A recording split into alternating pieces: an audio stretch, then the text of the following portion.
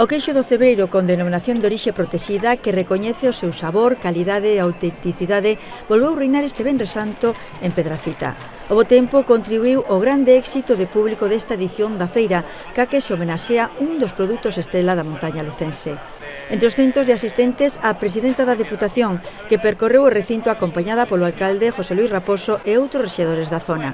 Pero ademais de mercar e de gozar da feira, esta cita era moi especial para Carmela López, xa que foi a encargada de pronunciar o pregón, o primeiro da súa traxectoria, e no que destacou a importancia deste queixo.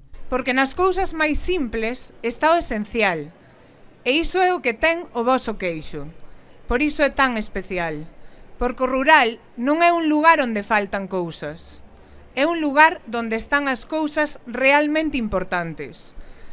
O queixo do Cebreiro é un orgullo colectivo. O voso orgullo e o noso orgullo tamén. Carmela López puxo a Pedrafita do Cebreiro como exemplo de concello que consigue manter viva a comunidade grazas ao esforzo da veciñanza, ao cuidado do territorio, a preservación de tradicións, como este queixo, un dos máis antigos de España. Vivir na montaña non é fácil. Sabedelo moitísimo mellor vós do que o sei eu. Non o foi nunca. E precisamente por iso, aquí todo ten máis valor.